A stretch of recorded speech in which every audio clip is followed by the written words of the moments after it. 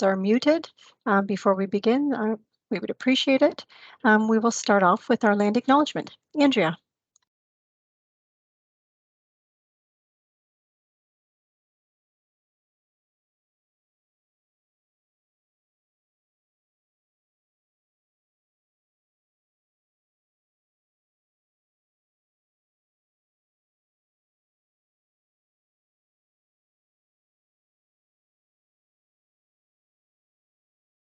Sorry, just give me 1 minute.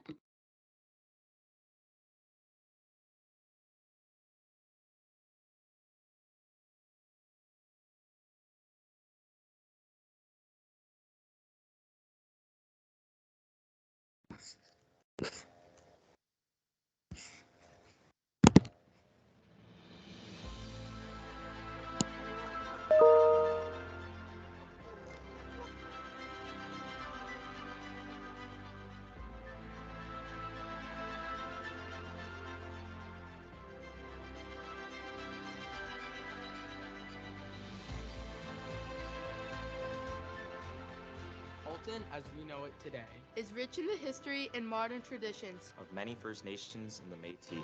From the lands of the Anishinaabe to the Attawandaron, the Haudenosaunee, and the Métis. These lands surrounding me greatly are steeped in Indigenous history.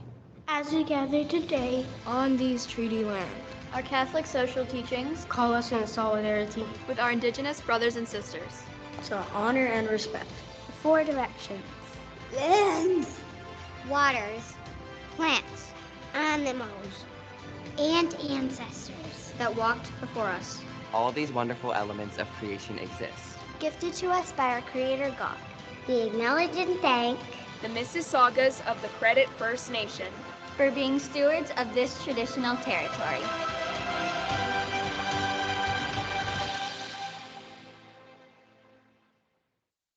Thank you very much, Andrea. And I'll ask Father Larry to lead us in an opening prayer, please.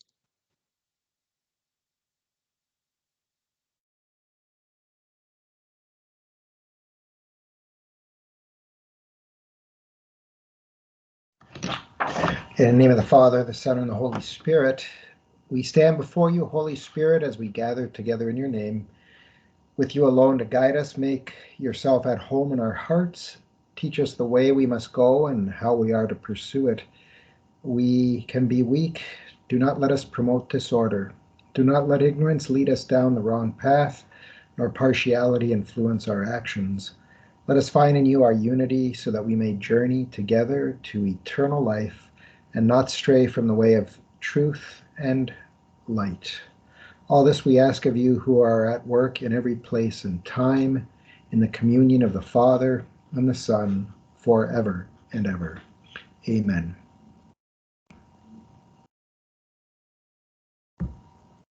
Thank you very much, Father Larry. Welcome, everyone. Thank you very much for joining us this evening for our second CPIC Council of Chairs meeting. We apologize for having to reschedule from February when we had that snow day, but we really appreciate you all joining us this evening.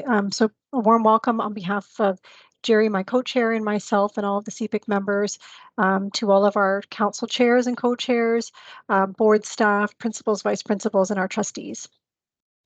We're going to start this evening with a welcome from our chair of the board, Marvin Tort. Marvin. Good evening, everyone. It is my absolute pleasure to be with you here virtually for this evening's Catholic School Council of Chairs meeting. We are truly grateful for your dedication and service to sustaining and advocating for Catholic education in Halton. Our system can only succeed with the cooperation and support of all those who make up its whole. And we recognize that our success as a system is reflective of the healthy and vibrant partnerships of staff, parents, pastors, and members of our broader community. You play an integral role. We all play an integral role in the school community, and the exceptional work that you do ensures that our students reach their full God-given potential in a faith-filled environment. I want to thank you for all that you do to help build community within your school and for strengthening the partnership that exists between your homes, school, and our parishes. On behalf of the Board of Trustees, I extend our gratitude for your ongoing dedication and service to your school community and to the Halton Catholic District School Board. Thank you. Thank you very much, Marvin. And I will invite our Director of Education, John Klein, to give an opening remark as well. John. Thank you very much, Jennifer, and thanks to all of you for the invitation to be here this evening on not a snow day. I was thinking about the last time we were together, and it was really in late fall, which seems like a long, long time ago, although it wasn't. And we had the occasion to have Dr. Jean Clinton speak to us. And I'm guessing all of you were there. And I was thinking about how that evening really, to echo what Marvin was saying, reflected what this partnership, this work together is really. It brought together parents, it brought together schools. Even dog is upset about that. Brought together everyone in terms of Catholic school leadership. And it was really quite an event. And I think it reflected what the partnership really is that we have here at our board. So on behalf of my dog, Sadie, and behalf of all of us, I want to thank you for that. Thank you for the work that you continue to dedicate. And I hope that this evening goes very well. Thank you very much, Director Klein. First up on the agenda, we just want to quickly talk about the upcoming CPIC elections. So you should be receiving emails next week regarding the CPIC elections. They are a 2-year term, so they would start in September of 2023 for 2 school years. There will be 4 positions available, 1 for the representative of Burlington, 1 for representing Oakville, 1 for representing North Halton, and then there's also 1 at-large position that will become available. So there will be a lot more details in the email regarding the process when the applications are due, but there are a couple of dates I wanted to mention in case you or anyone you know who is interested in applying, that you can jot down. The application deadline will be April the 12th, and there will be a mandatory meeting for all applicants on April the 13th. The votes will be due in early May, and the announcement of the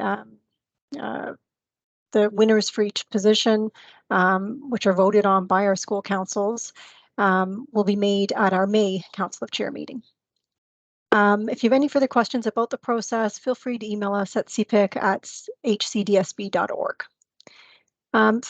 Before we get into our presentations this evening, we have one more update, and that is from our OAPSE Halton director, Denise. Denise. Thank you. Thank you. So right now, OAPSE is very busy with the preparation for the OAPSE conference, which is going to be held on April 22nd in Kingston, Ontario. There's the information about this is for parents and OAPSE reps is on the OAPSE rep website at oapse.org. I just wanted to mention that there's a limited number of travel and accommodation bursaries available for parents to cover some of the costs, which range from $50 to $200. That's in terms of the bursary cost. These details, as I said, are available on the website, and they're available to attendees who belong to an OAPSE member Catholic school board, which is ours, and they have to live outside Kingston. Just a couple of highlights is that 3 presenters that particular day, Dr. Josephine Lombardi, doing a presentation on deepening our faith as engaged parents, Miguel Martinez, co-parenting with Christ, and then Teresa Kennedy, who's doing a presentation on mental health matters, faith and wellness. The other update I wanted to give was there is an OAPSE Halton rep meeting that will take place on Monday, March the 27th at 7 p.m. It's virtual. There's a speaker for that meeting, Anthony Parada, who's going to do a presentation on when faith meets movies. And there will be a follow-up presentation by OAPSE Provincial. And this meeting is important because it's seeking some feedback from OAPSE reps. It's also in conjunction with a lot of other boards. and OAPSI reps in those boards. So it's kind of a conjoined meeting for a couple of boards across the province, but it's important, and that has gone out to our OAPSI reps. I encourage everyone to check out, and not just OAPSI reps, all parents, the Parents for Parents Press that OAPSI puts out. It's on the website. There's a couple of interesting pieces there. There's a Lenten message from our liaison bishop, Yvan Mathieu. A new section called the OAPSI Book Nook, where we are presenting or highlighting some recommended reads. And there's also a post there about the 40 Days of Lent Reflections that is available through the OAPSI website, and I'll post that in our chat as well. And that's my update. Thank you. Thanks very much, Denise. So first up, we have 3 presentations this evening. We really wanted to reschedule the Council of Chairs meeting once it got canceled in in February, because we thought these were 3 great presentations that were very informative and useful for all of our council chairs and parents in our community. First up, we have Shivani Patel, who works with ROC, and she's going to do a presentation on the Reach Out Center for Kids. Shivani, I'll pass it over to you. Thank you so much, Jennifer. It is my pleasure to be here with you folks again. We had a really nice experience at the Parent Council meeting that I presented to before, and it was an honor to be able to come back and present again. So as Jennifer had mentioned, my name is Shivani Patel. I am the manager of Access and System Navigation at ROC. And here today just to present to you our mechanism in the region, and also how to access services here in Halton. So our tagline is one call, all access for child and youth mental health. And we have a one number just for our access line. And you can see that here in the contacts card. It's 289-266-0036. Next slide, please. So I wanted to introduce you to Quinn. Quinn is our chatbot. So if you were to ever go on to rockonline.ca, which is our website, you might get a little pop-up there in the corner, in the bottom right-hand corner, and our chatbot's name is Quinn. Quinn is available Monday to Friday, 9 a.m. to 5 p.m., and it gets you that sort of quick access to information about services. It is operated by our navigation team specifically. It is important to mention that Quinn is not there to provide any type of intervention or therapy. It's more as a bit of a guide to the website and a guide to how to access services. Next slide. So a little bit more about our access line. There are a number of ways where folks can get a hold of access and system navigation. One of those ways is through our access line. As is with Quinn, it's available Monday to Friday, 9 to 5. And you simply call that number and you can get connected to a various amount of options. So you can get connected to the rest of our navigation team if you're not really sure what you're looking for, or if you have a couple of questions about programming, we'd be more than happy to assist you with that. You can also get connected to ROC's walk-in clinic, also crisis support if you need it. We've got dedicated services for children under the age of 6. We have a full robust autism program with many offerings. And also it's a place just to get some general information, resources, and referrals. So if you were ever in a situation where you were considering getting some information or really looking for mental health services in the Halton region, the best place to start is our front door, which is our access line. Next slide. We also offer a virtual walk-in clinic. So virtual was a result of the pandemic, and we had to quickly pivot and shift during the pandemic to be able to offer our walk-in in a virtual capacity. And it has continued to operate virtually because data suggests that keeping it virtual allows us to actually see more families through our walk-in service. Sessions can be booked and offered immediately immediately during the hours. Our hours are Monday to Wednesday, 9 a.m. to 4:30. Even if you were to call on a Thursday or a Friday, we can try and support you to the best of our ability. They are single session therapy, so you would be able to meet with a therapist to be able to discuss what your need is in the moment, and you'd be able to walk away with some strategies, some support. If they ever felt that you could benefit from more services, they, as a clinician, they can make a referral to ASN on your behalf to let us know that you're looking for more services. And then we would be able to take it from there, from ASN, and reach out to you and be able to book some screeners to be able to have that conversation. Through our walk-in clinic, we can also get connected to brief therapy, which is 2 to 3 sessions offered after a walk-in clinic appointment. And you are welcome to access, you're welcome to access walk-in for as many times as you would like. We have also expanded our walk-in offerings to be able to have clinicians and staff that have expertise with children who are 6 and under, as well as we've got some behavior therapists to support with autism service consultations. And then we do have peer support, which is someone who has lived experience, who supports the walk-in as well and can meet with caregivers to talk about caregiver capacity, as well as building your own circle of support. Next slide. Also offered through ROC is our crisis services. So we do have a dedicated crisis line, which is not our access line, but if you inadvertently happen to call our access line and disclose to us that you felt you were in crisis, we would do a warm transfer to crisis. But we do have a dedicated crisis line, and that's 905-878-9785. It is available for youth that are up to the age of 18, as well as their caregivers. It's important to note that crisis is short term, and so depending on the goals or the needs of the caregiver or the youth, it could look like a single session, it could look like multiple sessions, as well as, referrals to access and system navigation for more services. Next slide.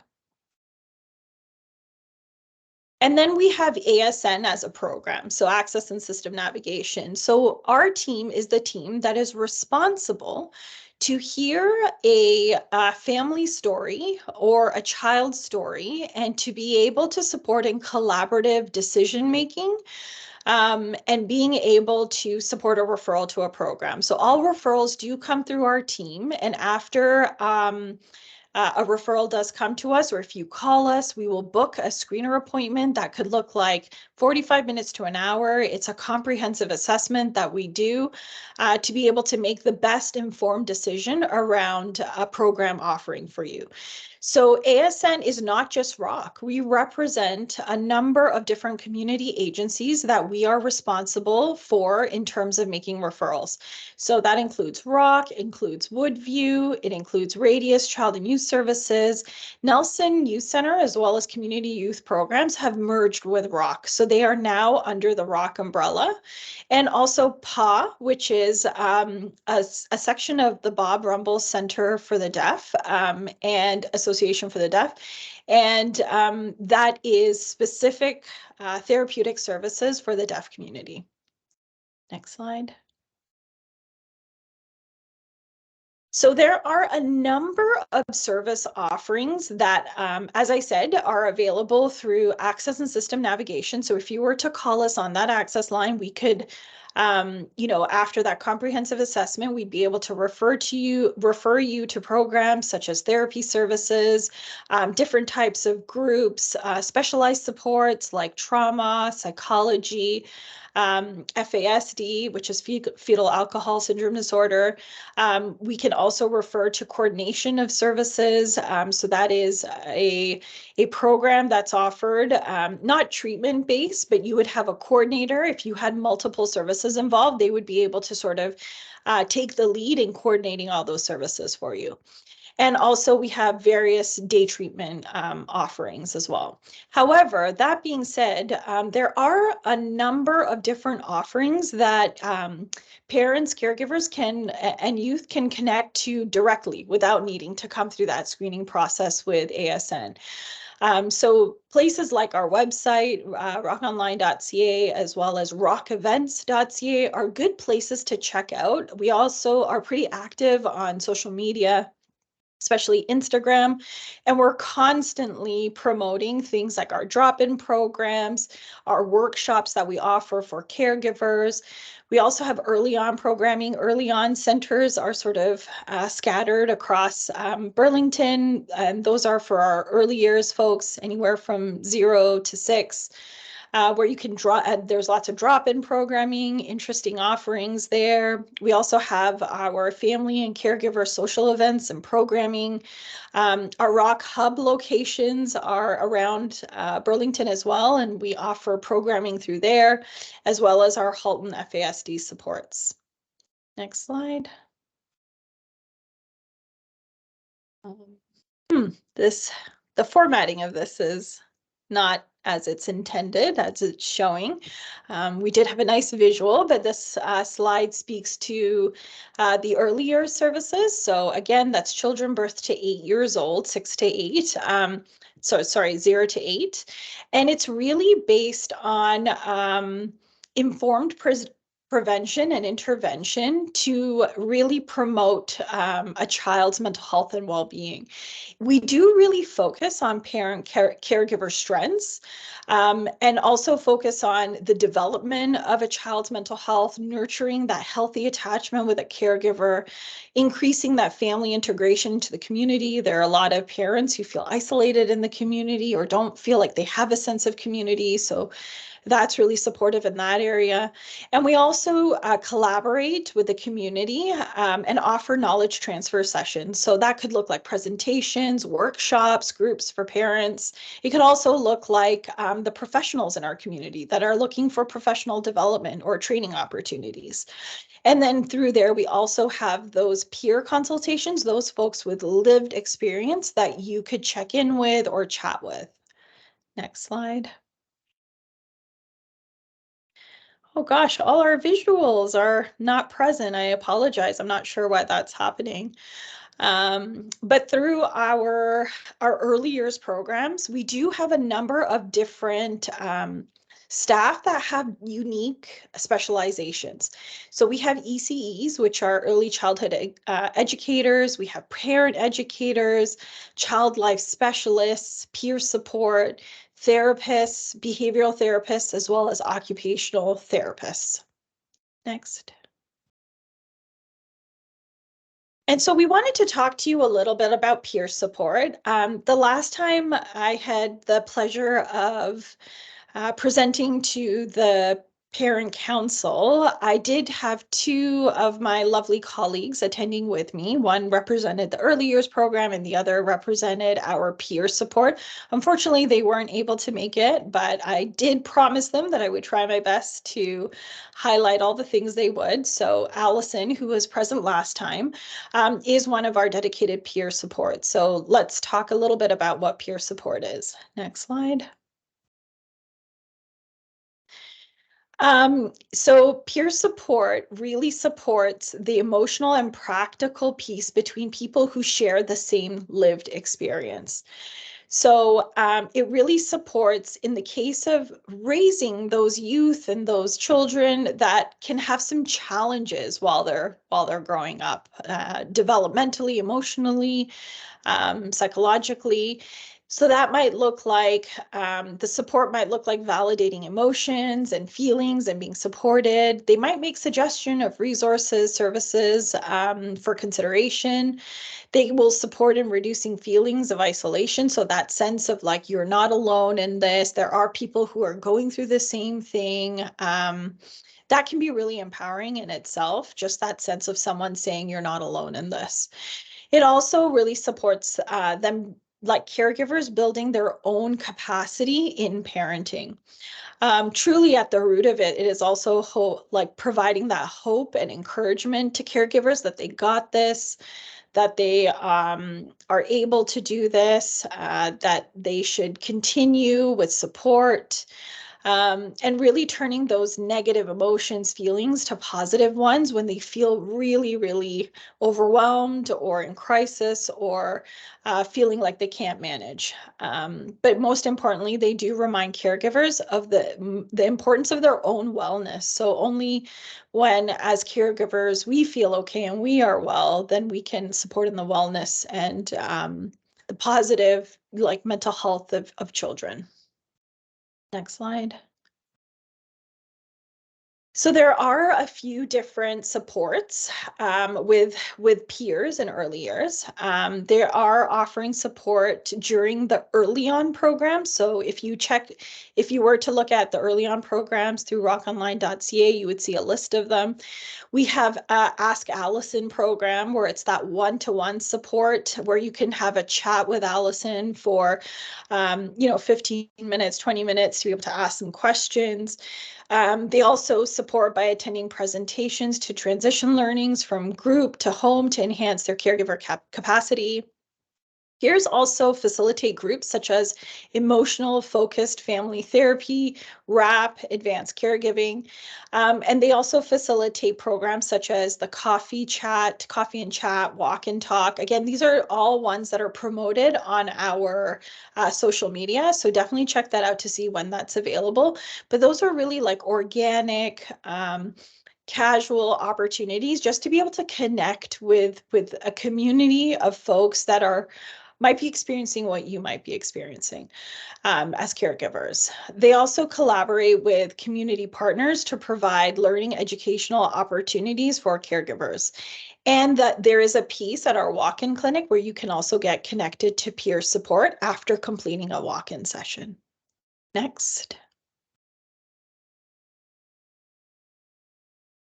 So Keon is where you can access programs for early on. And so to be able to do that, you would go onto keon.ca and take a look at the program calendar. It is a free membership. You sign up once and you'll get a key tag to access all the free programming. There is a nice handy dandy color coding system on the top, which will let you know whether the program is drop-in or registered. So please check that out. And then you can access the calendar by selecting the region, which is Halton Burlington, and then the Early On Center, Family and Caregiver Supports, Outdoor Programs, In-Center Offerings. It'll give you some options there. Next. So we have informal supports through our early years program and formal supports. So as discussed, informal supports look like not needing to call that access line and come through ASN to access support. It looks like being able to do that independently. So, that looks like the Child Life Chat, Ask Allison, the Stepping Stones program, drop-in and registered early on programs. For kiddos 0 to 6. And it also looks at groups and presentations as informal supports. And so for those informal supports, you can access them through keon.ca. So again, independently, paying specific attention to selecting Halton Burlington as the region. And formal supports are the walk-in clinic, virtual walk-in clinic, brief therapy, and referral-based groups and presentations, such as things like the therapeutic group Circle of Security, for instance. And to be able to access those formal supports, you would have to call our access line. Sometimes what we often suggest to caregivers of our younger kiddos is try some of the informal supports, see how that works for you. And if you need a little bit more, definitely call the access line for more formal supports. Next slide. So that concludes my presentation about accessing services at ROC. Again, we are an accredited children's mental health agency in Halton. We are also the lead mental health agency in Halton. And there are, again, lots of ways you can get in touch with us. rockonline.ca is our main website. You can check out rockevents.ca. Again, our access line is there for you to just call in and inquire about information or access formal supports. On Instagram, we are at Rock Reach Out. On Twitter at Rock Reach Out, and then we're also on Facebook under our name, Reach Out Center for Kids. Thank you. Jennifer, back to you. Thank you so much, Shivani, for that very comprehensive overview of all the many services that Rock offers. We do have some time, so we will open up the floor to questions. If you have a question for Shivani, if you could please raise your hand, and I will try to keep track of which ones come first. Shivani, maybe I'll ask while we see if there are any questions from any of the participants. Are there facilities in each area? I know you mentioned Halton, Burlington. I presume that's where the early on program is primarily or only, perhaps. But yeah. Are there other locations with other services across Halton? Absolutely. So we have 3 main sites. Our 3 main sites are in Milton, in Oakville, and in Burlington. We have satellites in Acton, as well as other satellites known as our Rock hubs scattered across Burlington as well. But we have 3 main sites that offer similar programming at all 3 sites. Great, thank you. Olga, do you have a question? Hi, thank you for the presentation. Are these services all free, or is there a fee for the services? Yes, 99% of our services are free. So they are community-based services. We get funding from various sources.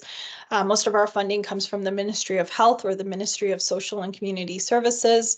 The ones that may require a payment is just for like materials. So if we have an art offering, or if we have a specific summer offering that might require us to purchase more materials, there may be a small fee that we may ask for. But again, if you were economically disadvantaged, that you could also share that with us, and we could see if there was a sliding scale of any kind to be able to support that. We never want that to get in the way of someone accessing services. Great, thank you very much. I'm sorry, I can't see the first name of the next participant who's a hand up.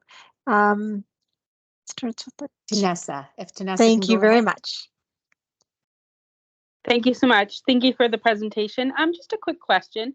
Been going to the Rock for years, usually accessing the early years drop-ins with my children when they were younger. Just do you have any programs, out of curiosity, drop-ins for older children? I know the focus has always been on like the 0 to 6 for the drop-ins, but I'm curious to know, like, as a parent of a child with special needs and learning disabilities of an older age group, like some kind of a drop-in program or something like that for children with anxiety or something like that for those kind of kids to get together. Is there anything like that? So at times we do offer that type of programming. I will say the pandemic definitely shifted what that looked like. We had to put some parameters and boundaries in place. We are looking at that a little bit closely. The reason why it's not really on offer right now is because we really want to ensure a safe place for all youth and children that are attending some of these programmings. And so that's why we place some importance on that initial screening to ensure that we can create a safe place for folks. So to your point around anxiety drop-in, or what our something that speaks to a child's unique needs, it could just be a call to our access line and a registering of a program, or you might have to come in to screen a little bit more for a different program. But again, we don't want to create barriers around some of those processes. And now that we have a centralized access mechanism, it's not as hard to get into programs as it used to be. But I can definitely take some of this feedback back around a desire for drop-in programs. Unfortunately, at this time right now, outside of just purely social drop-in, we don't have anything that's therapeutic and drop-in for those reasons I stated. but I'm even more of it just a social, just so, like I'm thinking more of a social aspect. You know how sometimes the early years programs are more of a social, just so they could get together with kids that are similar to them. I've had some similar experiences with the Learning Disability Association of Halton. I know they have a new name now, but just similar programs to that. Even registered perhaps, where they could be in small groups. I'm just wondering if you have any, do you have registered programs like that as well? So we, again, registered through calling the access line. Yes, Okay. so they wouldn't require a full screening, but it's not like a drop-in model either. So now we know our community partners, things like the YMCA, places, through support house called Just Be Me, those places do, but the ones that we offer through ROC require a little bit more registration and screening, just because we focus on mental health. Okay. Yeah. Thank you. Thanks, Tessa. Tiana, I think you had your hand up next. Thank you. Thanks for the presentation. I find ROC has been very helpful to many families in the community and area. I just wanted a little clarification. I think I got distracted. You talked about the walk-in program and how the walk-in is virtual. Do they also, like that you're saying it's virtual because you can access more families that way, or help more families that way. Is the walk-in also available by in-person appointment too? Yeah, so great question, Tiana. Your first appointment will always be virtual. However, you can express a desire to the clinician that you meet with that you think that an in-person session would be more beneficial, or that your child would benefit from in-person, because it's really hard. I think, over COVID, children developed screen fatigue, as I'm sure we all did too, and they're really wanting to get out and meet people organically and in person. So as long as you have that conversation in your first virtual appointment with the desire that you'd like to move forward to in person, the clinician at their discretion can have a conversation with you and try to make that happen for you. Absolutely. We are doing that after a virtual walk-in, based on the goal that was identified between the clinician and the family. Thank you very much. Thanks. Great. Thanks very much for that question, Tiana. Are there any more questions for Shivani? Okay, seeing none, I'd just like to say thank you again, Shivani, for being with us. We really appreciate it. Oh, sorry, one more. Carmen, go ahead. You're our last question. Oh. Hi. Okay, I have a question for you. I know virtual is not working for kids, especially for special need kids with autism, because they know how to change to do something else to distract easily to YouTube. So there is any chance you can, I don't know, ROC can engage to go to every school in Halton that it has special needs kids, and especially for the runners, to work with them directly? Yeah, so that's a great question, Carmen, and often a concern that we have of caregivers where their youth or their children might be diagnosed on the autism spectrum. We do really work closely with our board partners, especially the Catholic board, and sometimes are invited to have workshops as well as opportunities for conversation. That's definitely feedback I can take back. I know that we don't currently offer anything like that, but I would love to, Carmen, take that feedback back to ROC and see what we can do and connect with our Catholic partners here to be able to see what's possible. Thank you for that feedback. Great. Thanks again very much, Shivani, for being with us this evening. Really appreciate it. Thank you so much. Next up on our agenda this evening is a presentation by Judy Bridges, who is our curriculum consultant for the secondary schools in the student success area. And she's going to be doing a presentation for us on post-secondary pathways. Judy.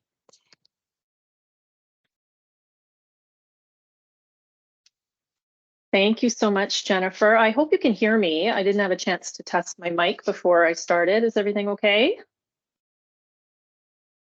Well, you're good, Judy. Oh, I am. Good, good. Okay, thank you. And I'm just going to share my screen. I'm so glad I am good because that's always a big fear of mine. But the mic's not going to work. I think I've been able to share my screen with you. I had let Andrea Brown know that I would do that. So can you just confirm, Jennifer, that you can see the first slide of my presentation?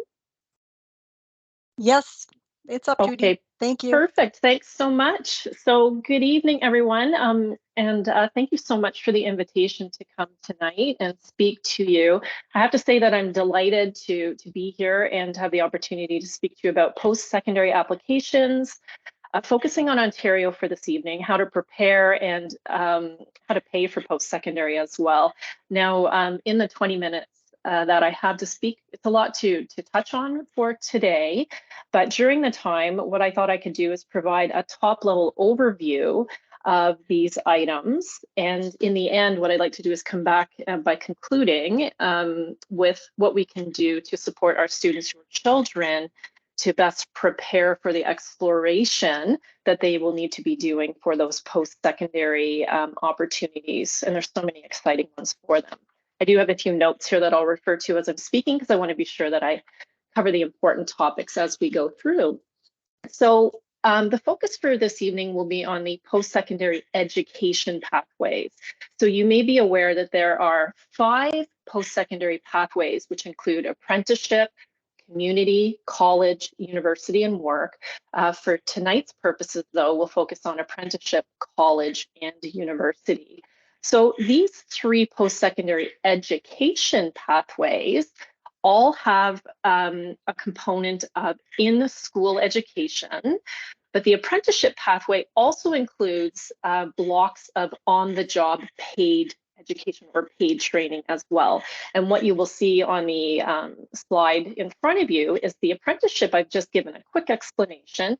The education included in the apprenticeship can be anywhere between 2 and 5 years, depending on the skilled trade that a student is pursuing. It's a combination of work and paid work and study blocks.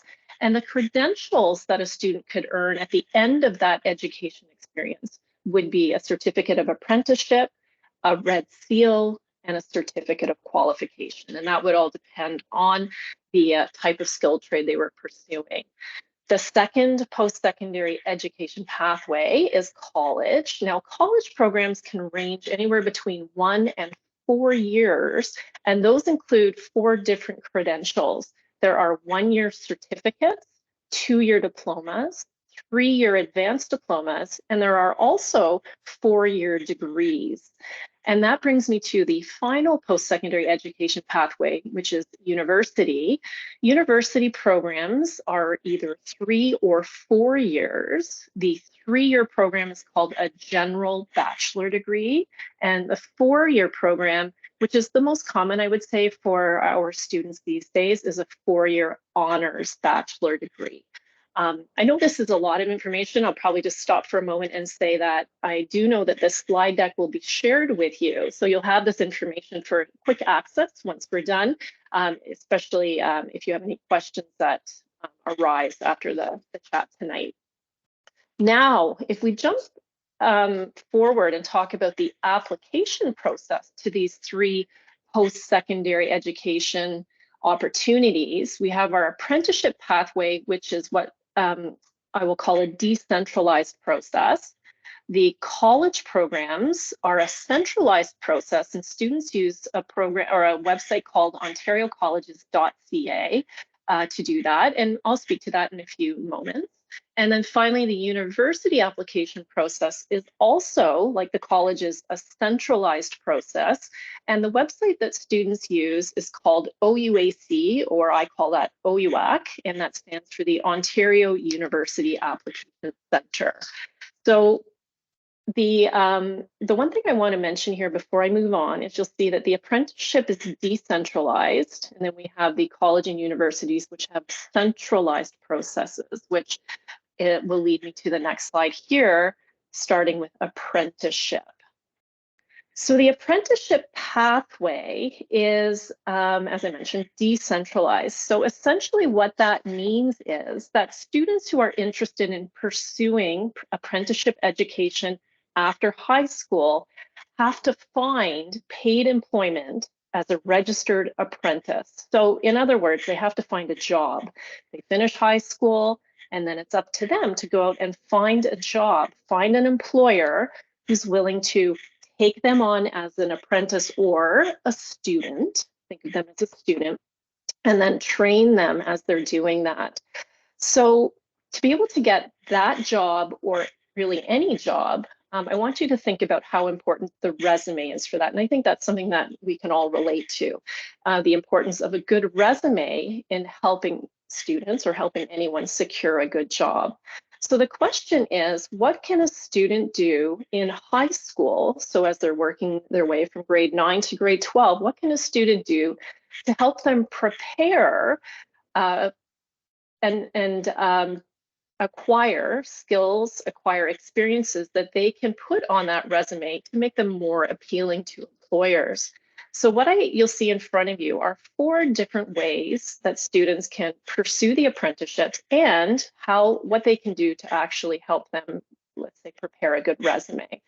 So the first that I'd like to talk about is the Ontario Youth Apprenticeship Program, or otherwise known as OYAP. The Ontario Youth Apprenticeship Program, or OYAP, is an opportunity for high school students in grade 11 or 12 to get experience through cooperative education in a skilled trade in Ontario.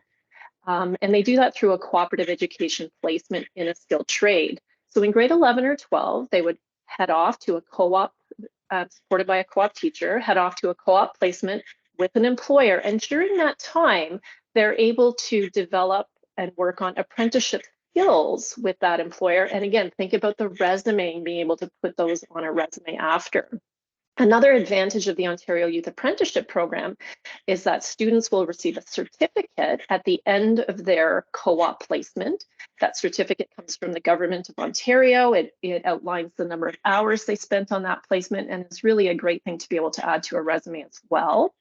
Another thing that the OYAP program can do is pay for students to take industry-specific training related to the skilled trades. So things such as working at heights, or first aid, or lockout tagout, which I just learned this year what that means.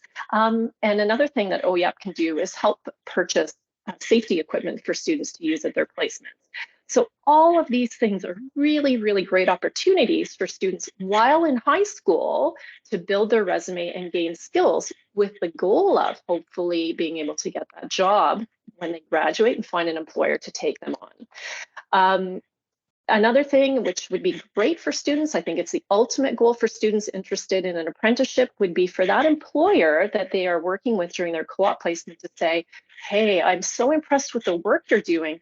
I would like to sign you on as an apprentice, or think of that as a student, an apprentice student right now while you're still in high school, so you can get started on your apprenticeship pathway while you're here. So I am a huge, huge fan of the OYAP program in high school, and would strongly recommend that for any student in grade 11 and or grade 12 who's interested in the skilled trades. So think about co-op or cooperative education as an opportunity to get your foot in the door in the skilled trades. Another option for students who are interested in the apprenticeship pathway would be to apply to one of Ontario's colleges for a college trades or techniques program. So this could be a 1 or a 2 or a 3-year program, which will allow students to develop skills, have work experiences, often including co-op, to again build that resume. So when they're finished their college program, they're well equipped and have that good resume to go out and find an employer that's willing to take them on as an apprentice. The thing with the college trades or techniques programs is that they do charge tuition, so they can be costly for students. And in addition, it does follow a traditional college timeline. So classes from September until April or May. And for some students, that's really not what they're looking for once they're done high school. They're ready to kind of get out and get to work. So that paid employment as an apprentice might be very appealing to them. But the college program is a great option for students that would like to head to college, gain their skills there, and then look for the job afterwards. The last two options that I'll talk about, again, for the apprenticeship post-secondary education pathway, you'll see pre-apprenticeship programs. Pre-apprenticeship programs are free. They range in time anywhere between 6 to up to 20 weeks. And they are hosted or run by local organizations, for example, the Center for Skills in Burlington, the Halton Industry Education Council, and just to make things confusing, even Humber College and other colleges offer some of these free pre-apprenticeship training programs.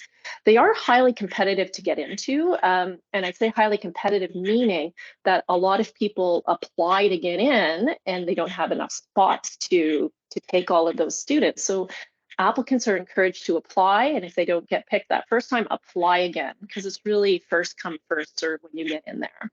Now, these pre-apprenticeship programs, the last thing I'd like to mention about those is that their start times are a little bit different. So you might have a program that starts in October or in November or May or April. So it's very, very different from a traditional post-secondary education calendar year. The last thing I wanted to mention about the apprenticeship post-secondary education is direct to employers. Now, in my experience, and I come to my role now after 20 years as a guidance counselor, and my experience when working with students is very often they felt that they would head to an apprenticeship in a skilled trade, and they were going to be able to do that by going straight, graduate and head straight to work and have that employer that would hire them. In fact, though, this is a very difficult option for students and directly from high school. And that's because employers are looking for students who, again, have that resume that shows that they have some skills and some experience and a real interest in this area so that they're not going to, let's say, end up quitting on the employers after a couple of weeks.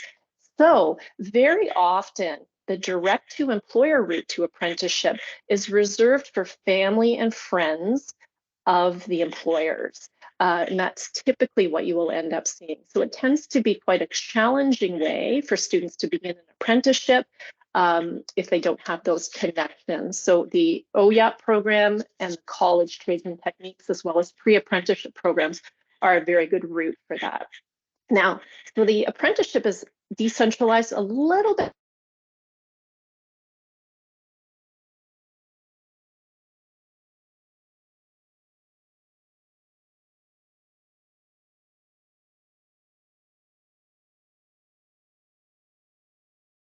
Sorry, Judy, I think we lost your sound just about 15 seconds ago.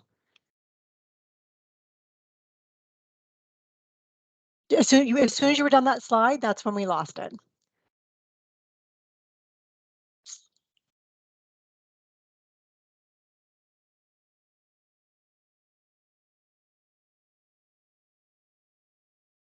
We still can't hear you, Judy. We lost your sound.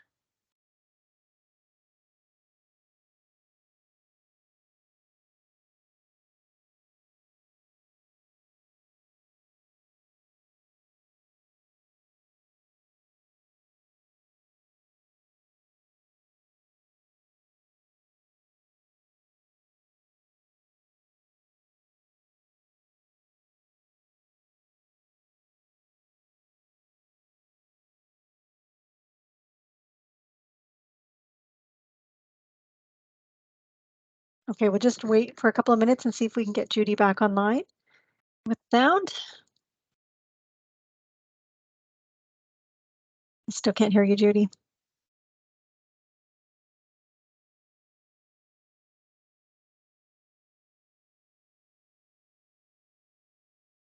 Can you do it without your headset, Judy, without your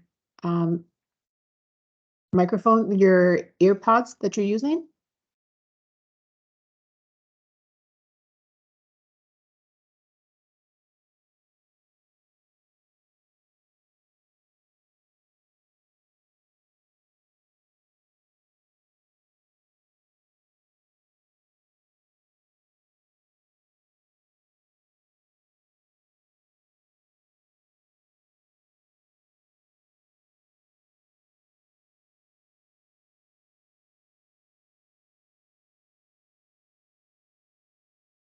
No, Judy, we've lost your sound.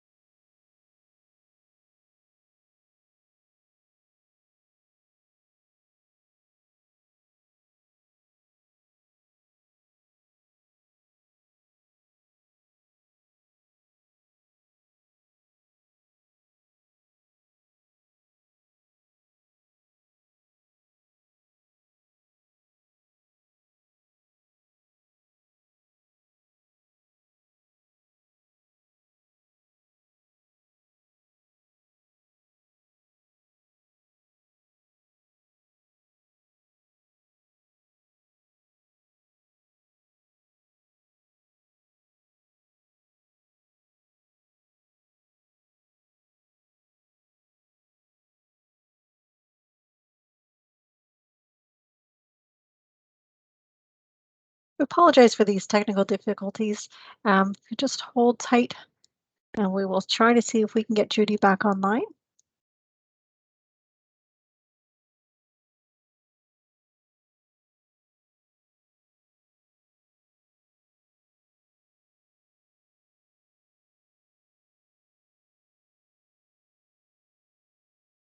Okay, I think for the timing, we're going to maybe try to have Judy dial back in and see if that makes a difference.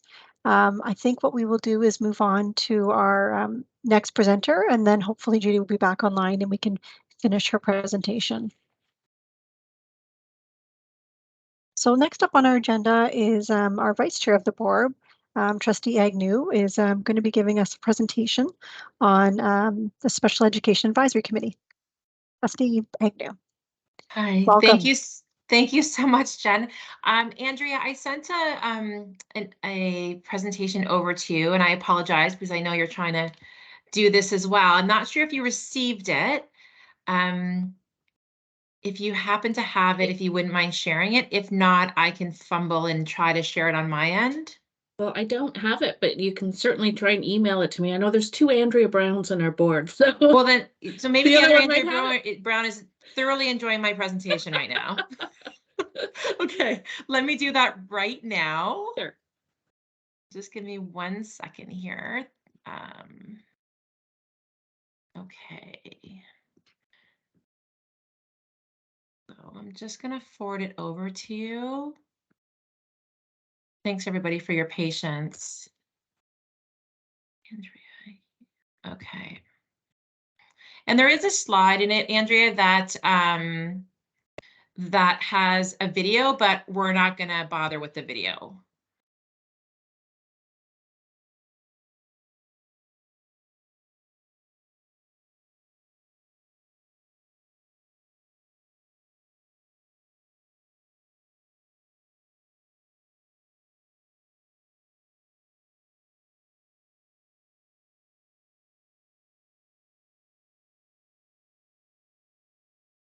Okay.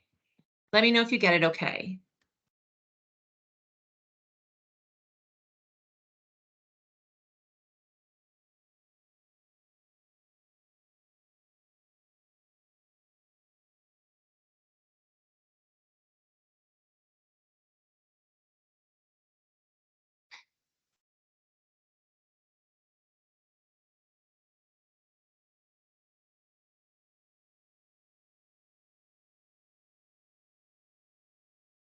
I got the email, but I don't see the PowerPoint. It's okay. You know what? I can just, it was just a forward from another Andrea. Yes, I see that, but I don't see the link or the okay. PowerPoint. I don't want, you know what? I can probably just talk. I don't want to take everybody's time. I feel bad. I can try one more time. But yeah, I'm just forwarding it over. That's really odd. Okay, let me try one more time.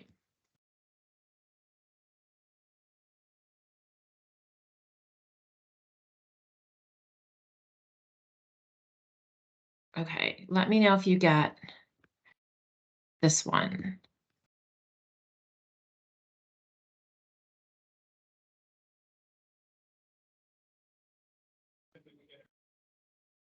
And if not, do you want me to try to share it, Andrea? Brenda, I think that will work if you share it. Yeah, You can okay. share it. Yeah, okay. Judy did that and she shared it. Okay. While you're sharing there, can you hear me, Brenda? Yeah. Oh my goodness, I'm so sorry, everyone. I don't know That's where okay. I don't know where you went, and I'm back. But anyway, Do you I'll want to just finish off then, Judy? Do you want well, to finish off, and I know that gives us you're in time the. to maybe get this going? Would that be best? I apologize. Sure. My earphones seem good, so let's hope It's that Jen's. will. It's Jen's show. So whatever you think, Jen. Absolutely. Jen, Continue on, Jen. okay. Okay, my goodness. So sorry about that. I've got a couple of screens here now, so I'm hoping that that will work. So let me just share this one more time with you. Okay. Okay, so you should see, hopefully everything will work here. You should see the Ontario colleges are up on the screen now. So I'll continue on, and please let me know if you lose me again. Hopefully that won't happen though. So I had finished off before you lost me there with the apprenticeship pathway and the decentralized process. But what I'd like to do for the next two pathways is talk about the Ontario colleges and Ontario universities. So again, you will have a slide deck with this information, but what I'll do now is just talk about the Ontario Colleges application, and you'll see a website at the top of this, ontariocolleges.ca. That is a wonderful centralized one-stop shop for your Ontario college research. You go on there to research programs. You can go on there to find out required courses to get into those programs. So what do you have to be taking in high school? And then I wanted to mention you'd also go there when you're ready to actually apply to those post-secondary college programs. So when the grade 12s are ready, they'll go onto that site to submit their applications. So I love the fact that you can go there to research and see what colleges offer different programs, what you need to get in, and then you actually go there to submit your application. Currently, students can apply to Ontario colleges for $110. So that's an application fee that's paid directly to Ontario colleges, and that allows students to apply up to 5 college programs max, no more than 5. So it's 5 programs maximum. Typically, so again, I can't say what will happen next year, but I can say that typically the deadline to apply to Ontario colleges is February 1st of every school year. So grade 12s by February 1st should have their applications submitted to the Ontario colleges. As I mentioned earlier, the Ontario colleges have certificate programs, diploma and advanced diploma programs, and they also have degree programs. The certificate and diploma programs, what I wanted parents and supporters to know that they do, the Ontario colleges do look at or may look at final marks from grade 11 and grade 12 courses. So it really depends on the program that students are applying to, but it's important to know that they may be looking at grade 11 and grade 12 courses depending on that program. What I wanted to say, though, about degree programs is that is a great option for students if they're interested in a 4-year bachelor's degree. They would like to look at options at both Ontario colleges and Ontario universities. The degree programs are great ideas for students to consider when they want to go into highly competitive programs. For example, the Bachelor of Science in Nursing, registered nursing programs. Those are highly competitive programs across the province. They're offered at Ontario universities. They're also offered at Ontario colleges. So really, when I would counsel students, I would say I thought it would be in their best interest to be sure that they were looking at the programs at both the Ontario colleges and the Ontario universities, because they have collaborative degrees, and students might come out of an Ontario college with a degree in nursing, and it would be equivalent to a degree they would receive from a university. An example I can give you of that is the collaboration between Mohawk College in Hamilton and McMaster University in Hamilton. You may have heard of the term MOMAC.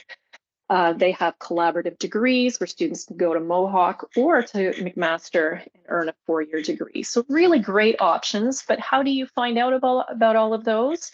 You can look at ontariocolleges.ca. So again, a great central site to go to start to do some research.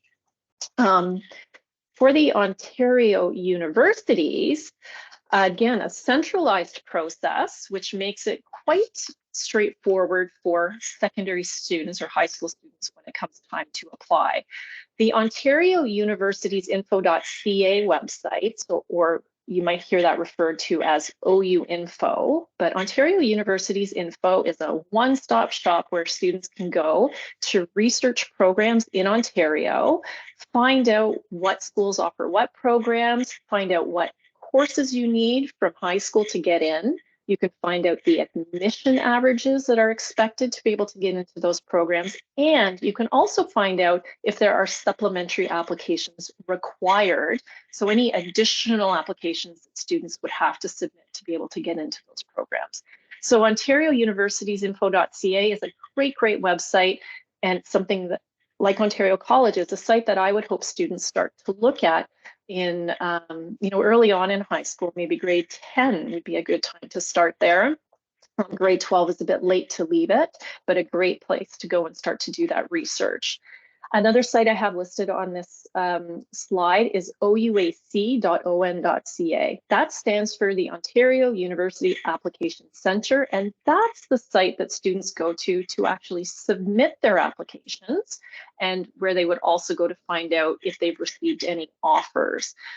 Currently, for the Ontario universities, grade 12s can apply on OUAC, and it costs $150. So again, that's currently, and that allows a student to apply to 3 universities programs, 3 programs at whatever universities. Students, however, can apply to more than 3. So that is $150 for a base application of 3 programs. However, students can add as many more programs as they want. They just have to keep paying $50 for each additional program. So in my experience, over the years working with students, I've worked with students who've applied to 3 programs for $150. Many apply to 4, some apply to 5, and then occasionally you'll have students that apply to much more, which I don't think is necessary, but it's certainly an option for students. Again, those fees would go directly to the application centers, but it's always good to know that there are some fees involved when you're starting to kind of plan finances for that final year.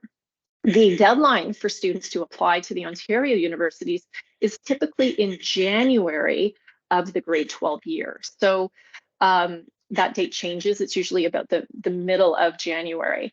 What I do want to finish off with regards to the applications, though, is that in my experience as a guidance counselor, when we would meet with grade 12 students to do their transition plannings, their post-secondary transition planning, the instructions that we gave to the grade 12s was, if you are planning to apply to colleges or university programs, anything that requires an application, the expectation was that our students applied before Christmas break.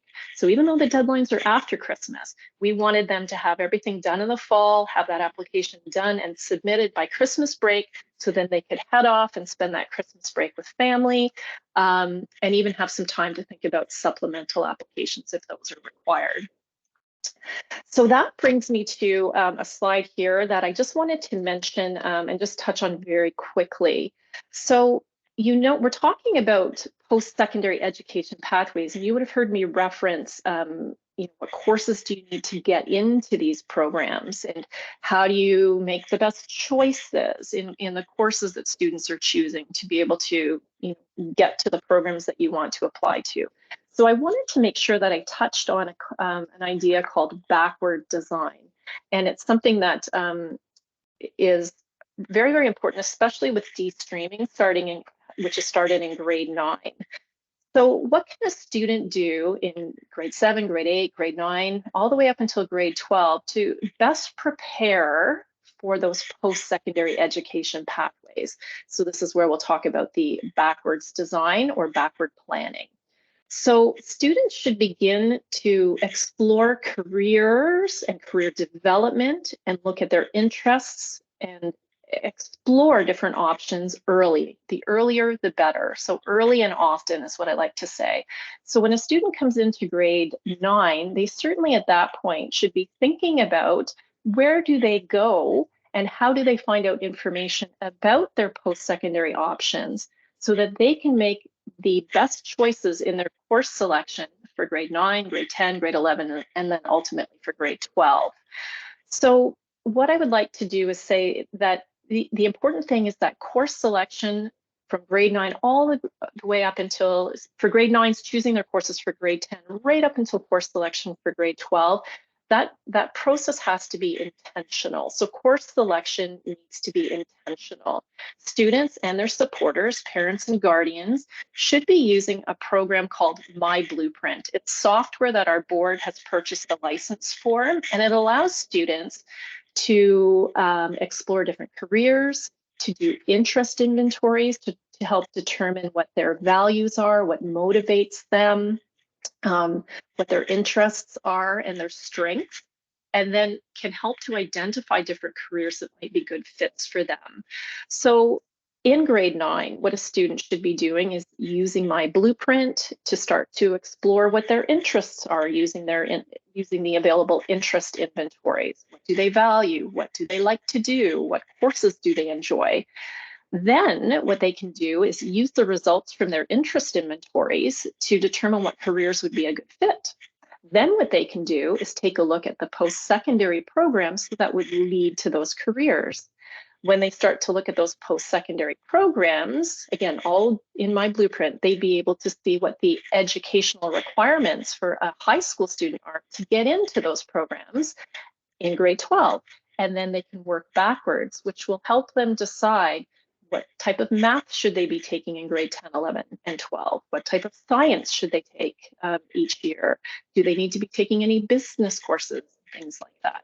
I know that's a lot of information for you for today, but I wanted to just get that idea out there that students and their supporters should be thinking about their interests and careers that interest them in all pathways, and then work backwards to help them choose the type of courses that they should be taking in high school to get them there. Now, I'm not going to go through all of this with you, but I wanted to show it to you so you would know that you have a copy of this after. What I did is I just broke down some of the things that students can be doing in each grade, starting at grade 7, to start to work on skills and strategies to develop a toolkit to help them make and to best prepare for their post-secondary pathway. The one thing that I wanted to mention on here, though, is if you take a look at the very first row, the grades 7 and 8s, you will see that I have My Blueprint in there and the elementary pathway itinerant teachers. Halton Catholic is blessed to have an amazing group. I think there are 11 of them, of elementary pathway itinerant teachers who travel from school to school to work with grades 7 and 8, and occasionally grade 6 students on career exploration and different pathways, and they get those students onto My Blueprint. So by the time those students are arriving at their secondary schools, they are very familiar with My Blueprint, know how to log in, and then they're able through high school to start to use My Blueprint to make more intentional choices for their course selection. So you will have this table in the slide that arrives to you. So I encourage you to take a moment to look at that. Before I leave here, I will mention as well that at the secondary schools, there are guidance counselors, and every secondary student has a guidance counselor that is responsible for them. And I would encourage you to encourage your children to be sure that they are reaching out to their guidance counselors and taking advantage of opportunities that are provided by them throughout high school. Now, that leads me to paying for post-secondary, which I know was another item that I was asked to discuss today. So there's a lot of information I could go through here, but I thought I would just sum it up with 3 different things. So we have bursaries, scholarships and grants, and loans. Now, the bursaries are non-refundable monetary awards that are given based on financial needs. So if a student is able to indicate that they have financial need, so there's an application required, then they may receive money as called a bursary from either the post-secondary institution or from some private institutions. A scholarship, or sometimes called a grant, is a non-refundable award, so non-refundable amount of money that students are able to use to put towards their tuition. Very often those scholarships are based on some type of criteria other than financial need. There are 2 types. We have entrance scholarships, and entrance scholarships are automatically granted by post-secondary institutions based on a student's average, their grade 12 admission average coming out of high school. So students don't have to apply for those entrance scholarships. And if they have an average, and every school has different averages for their entrance scholarships, but they may receive anywhere from $1,000 to $5,000, depending on what their average is. All of that information is available on ontariocolleges.ca as well as on the Ontario University's info.ca. So everything is there in those centralized application sites. The other type of scholarship are private scholarships, and the private scholarships require an application, and they often also require students to demonstrate leadership. They might be based on a gender identity. They might be based on programs students are going into, community service, and things like that. The private scholarships are, there's a lot of them out there, and that information is available in guidance offices and also through the Ontario colleges and universities, because they have their own privately sponsored scholarships where students can apply to those that way as well. And then finally, we have our loans. Now, loans are repayable, often provided by the federal or provincial governments or parents and guardians. And one thing I wanted to just mention is that the Ontario Student Assistance Program that you might be familiar with, called OSAP, does have a really great estimator tool. So when a student is in grade 11 or 12, they can hop online to the OSAP estimator, and the slide deck will have a link for you to look at. And guidance counselors have this information as well. And a student can go in there and fill in a few forms. It takes about 5 minutes, and determine how much money they might be able to get through the Ontario Student Assistance Program.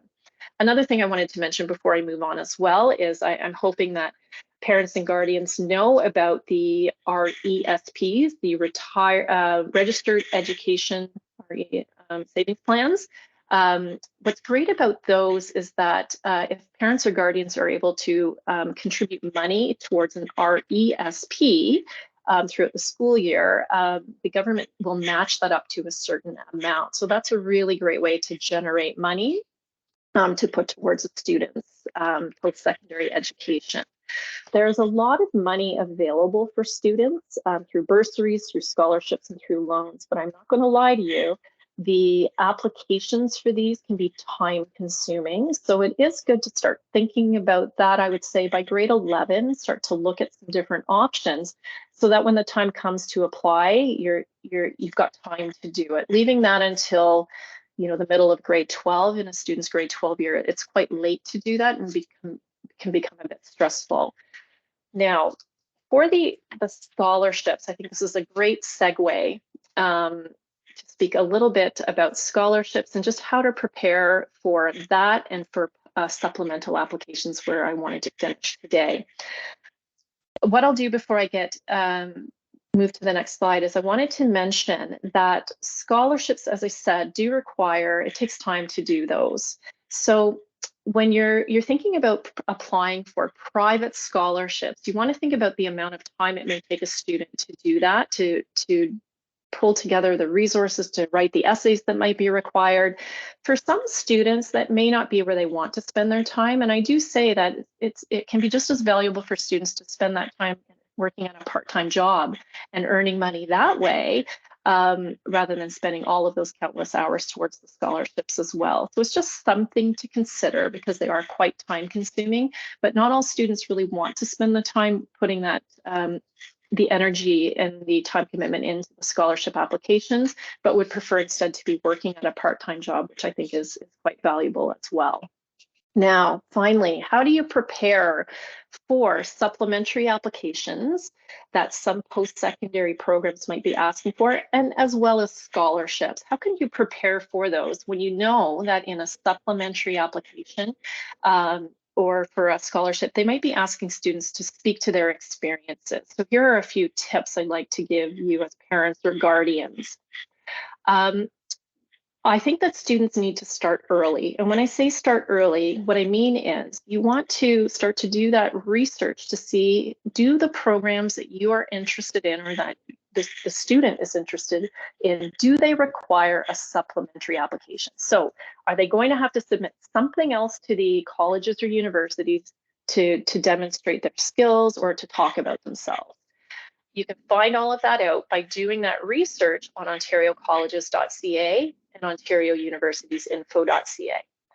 Is there a supplementary application required? So for example, there may be portfolios, and for some programs, there will be portfolios, and those would include programs in drama, graphic design, architecture. Some engineering programs require supplementary applications, some business programs, some nursing programs, etc. Some do require them, some do not. So if there is a portfolio required, it's a great idea for students to start to collect their work for a portfolio early, start to collect pieces of artwork or photography that they enjoy, and then know that each year they're going to build on that. Keep it in a safe place, but again, intentionally start working on pieces that they can collect. I am almost done here. I know I can go on and on when I get excited about this. And then also, I often recommend to students as well that in grade 9, it would be a great idea, if they're interested in doing so, it would be a great idea to start thinking about what type of volunteer work that they could do, starting in grade 9 and continuing that right until grade 12. What club are they interested in? Try to start that in grade 9 or 10 and continue that until grade 12. Volunteering, clubs, athletics, part-time work, all of those experiences are going to give students things to talk about on their supplementary applications or on scholarship applications. Another great thing about the community service and whatnot is it gives students an opportunity to meet Catholic graduate expectations as well, where they are giving back to their communities, where they're developing their own skills and whatnot. So some examples of work that they could be doing, I listed here. So long-term volunteer work, as I had said. Also, I would recommend students start to look for enrichment experiences that the guidance offices would be promoting. And those could be things like the Duke of Edinburgh Award, Go Inch Girl, which is offered through Ontario's universities. There's a program out of Waterloo called Think About Math, and so on. If there's math contests being offered at the school, why not do a math contest for fun? All of these things are great things to add to their supplementary applications. But what students need to be doing when they start to get involved through high school, again, if they choose to do that, I recommend that they start to document their experiences, because if you start something in grade 9, when grade 12 comes along, it's going to be quite challenging to try to think back to what you did and remember all of that. So I often recommend that students will document their experiences, good and bad. So you might have taken the lead on something and it was a disaster. That's okay, because that has taught a student a lot about themselves. It's taught them about their interactions with others. It teaches them about others. And all of that is great information to be speaking to in supplementary applications for scholarships and for those programs.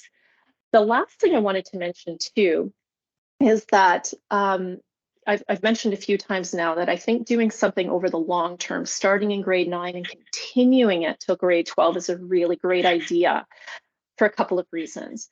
I think that quality of experiences over quantity is going to be beneficial for students. It shows that they have a commitment to things. It shows they have a real desire to make a difference.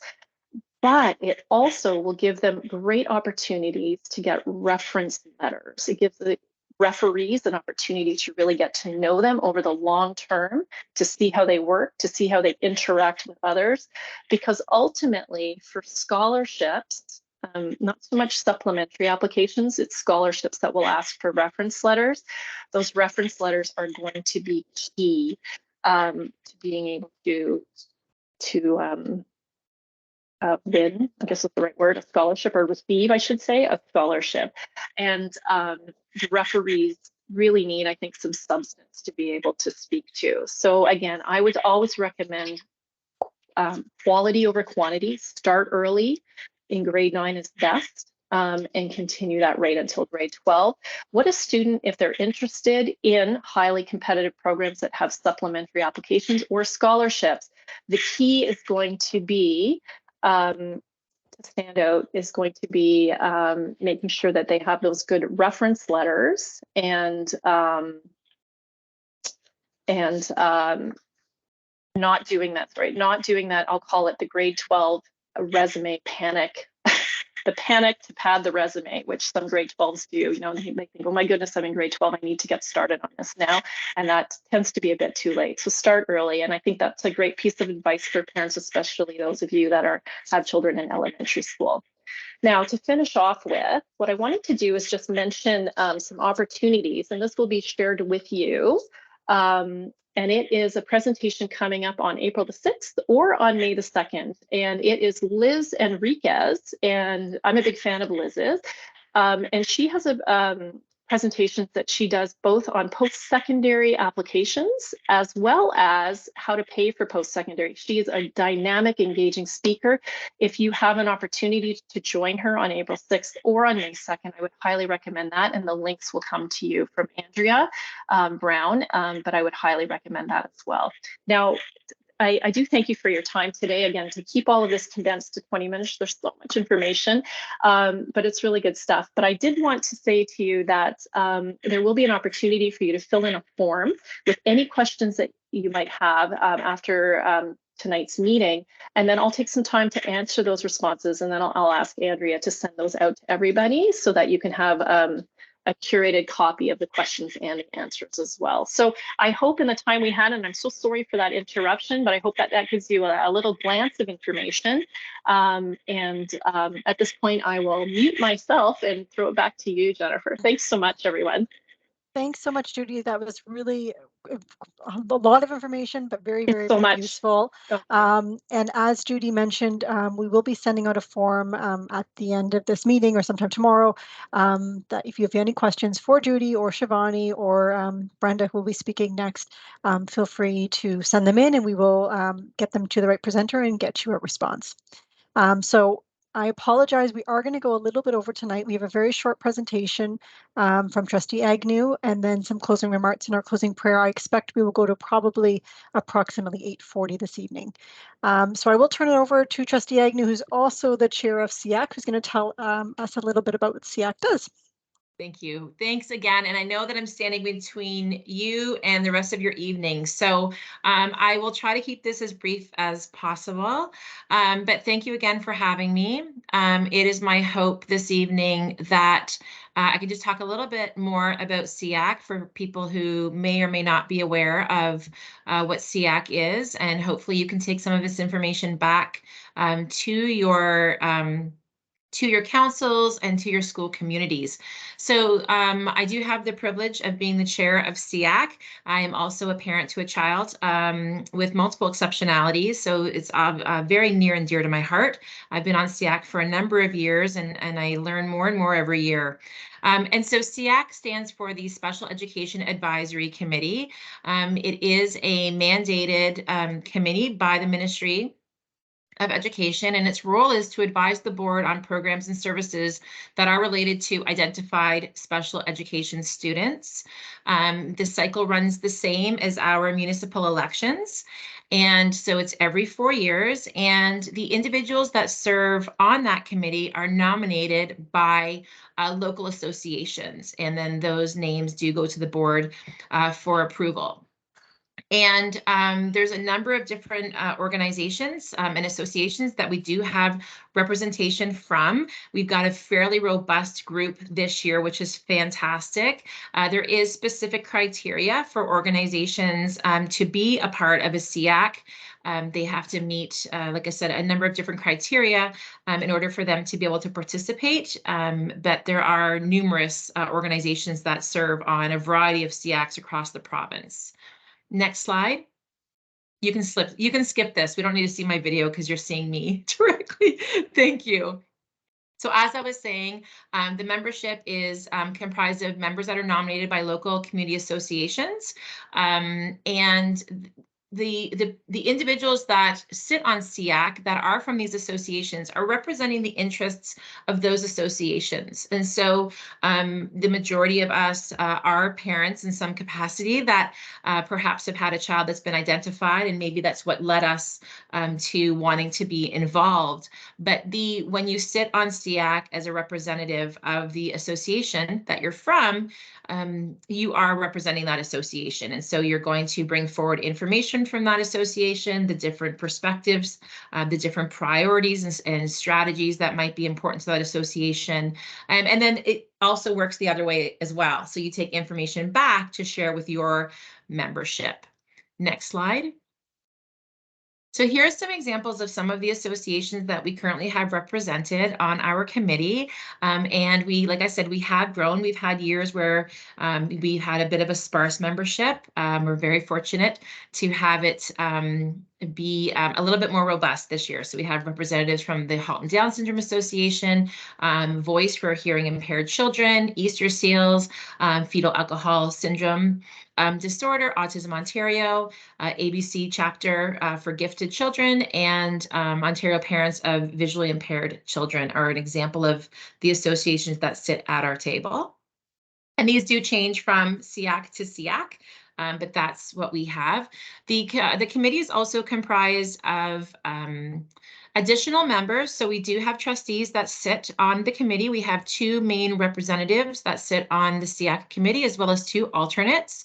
And we're also joined by some members at large. So that is also a fantastic opportunity for individuals who may not be directly associated with an association or an organization, but they're highly interested in being involved in the Special Education Advisory Committee, and they can apply to be a member at large, again, every 4 years.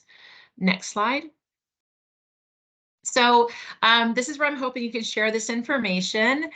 We do have our meetings do take place on the last Monday of the month, unless something interferes with that. Our meetings are back in person. They take place at our Catholic Education Center, and you are absolutely welcome to attend, to be to sit in the gallery and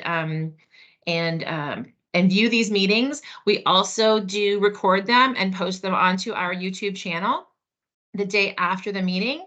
And we also do encourage engagement with parents, with stakeholders, with people who may have a question specific to special education. And so we do encourage members of the public to send those questions in advance of the CPIC meeting.